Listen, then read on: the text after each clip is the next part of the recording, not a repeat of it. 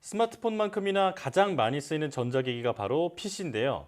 전 세계 약 15억 대의 PC 중 78% 가까이 윈도우 운영 체제를 쓰고 있다고 합니다. 그만큼 윈도우는 우리 삶에 큰 영향을 미치는 소프트웨어라고 볼 수 있는데요. 오늘 스마트 라이프에서는 윈도우의 새로운 버전 업데이트에 대해 이야기 나눠보겠습니다.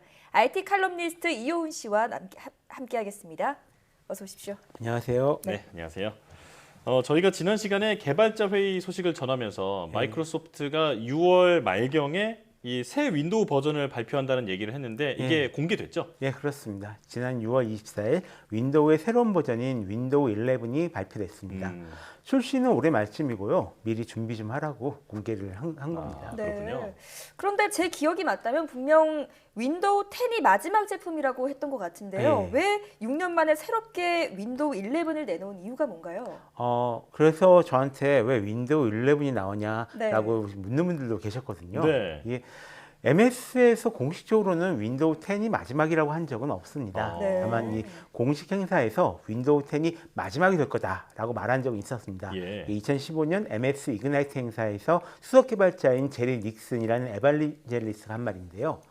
이때 마지막이라는 표현을 썼던 이유가 하나 있습니다. 이게 이제 윈도우 OS를 제품이 아니라 서비스로 팔겠다는 의미입니다. 예. 이 서비스라는 건 간단히 얘기하면 계속 업데이트를 꾸준히 제공해서 몇 년 써도 최신 상태로 유지하겠다라는 말인데요. 네. 이런 말이 지금은 당연하게는 여겨지지만 예전에는 이렇지가 않았거든요. 그러니까 한번 팔고 나면 그걸로 끝이었습니다. 네. 또 문제가 생기면 그거를 수정해 주는 정도가 전부였는데요.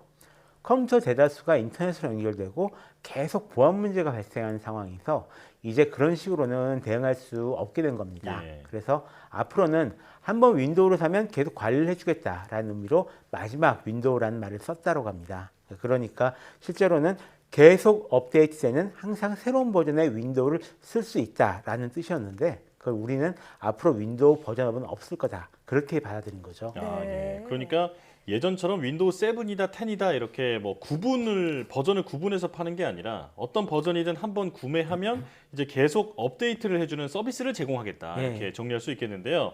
그럼 이번에 공개된 윈도우 11은 윈도우 10과 비교해서 어떤 점이 달라졌나요? 우선 디자인이 크게 바뀌었습니다. 윈도우 로고도 바뀌었고요.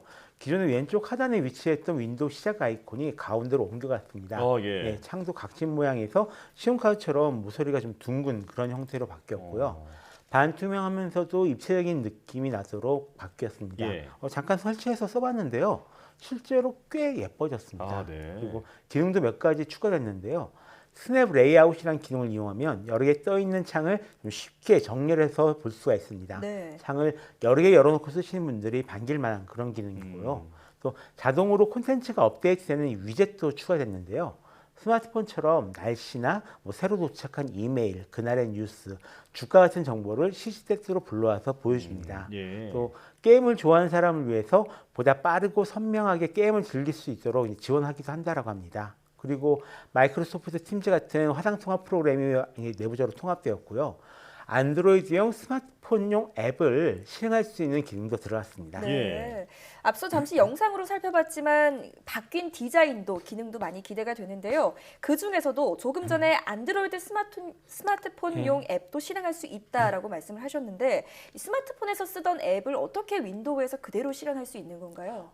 예전에도 이 안드로이드 앱을 윈도우에서 실행할 방법은 있었습니다. 네. 근데 대부분 스마트폰 화면을 가져와서 보여주거나 아니면 이 스마트폰 에뮬레이터를 설치해서 그 위에 돌아가는 방식이었는데요. 예. 근데 이번 윈도우 11부터는 윈도우에서 직접 스마트폰 앱을 실행할 수 있습니다. 이게 인텔에서 제공하는 브릿지라는 기술을 이용한 건데요. 이 구글 플레이 스토어에서 제공하는 앱은 쓸 수가 없고 윈도우 11에 포함되는 아마존 앱스토어를 통해 안드로이드 앱을 설치하고 실행할 수 있습니다. 예. 그러니까 정확하게 말하자면 구글 계열 안드로이드 앱이 아니라 오픈소스 안드로이드 앱을 실행할 수 있다라고 말할 수 있겠죠.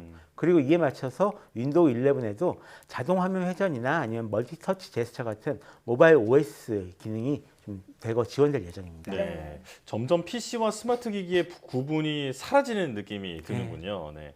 그런데 PC 사용자 중에는 게임을 즐기시는 분들이 많잖아요. 네. 그런데 그 대개 OS 업데이트를 하고 나면 그 게임 구동이 좀 빨라지는 그런 현상이 좀 있었는데 네. 이번 윈도우 11에서도 그럴까요? 예, 그렇습니다.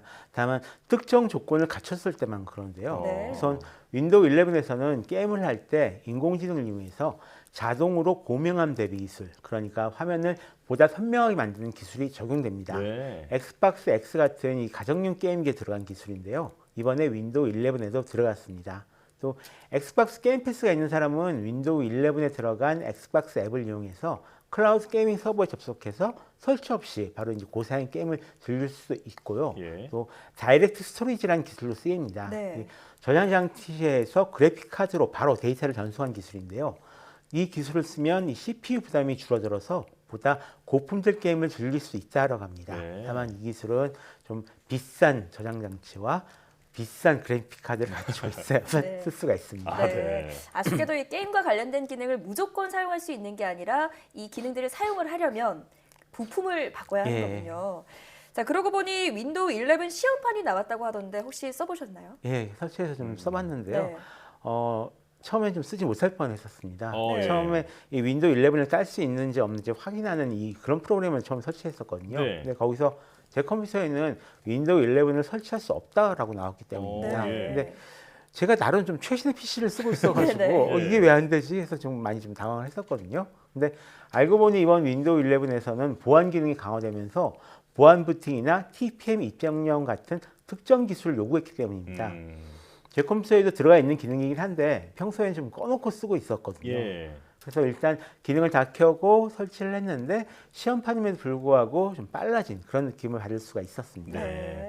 저도 사실 최근에 노트북을 사서 한번 체험해보고 싶은데 네. 윈도우 11을 깔 수 있는 PC 사양은 어떻게 되나요? 윈도우 10보다 좀 높습니다. 네. 일단 듀얼 코어 이상이 장착된 1GHz 속도 이상을 지원하는 64비트 프로세서가 있어야 되고요. 예. 램도 최소 4GB가 필요합니다. 저장 공간도 64GB 이상이 되어야 되고요. 그러니까 기존에 구입한 저가형 PC나 노트북 컴퓨터는 모두 업데이트할 수 없다고 보시면 될 것 네. 같습니다.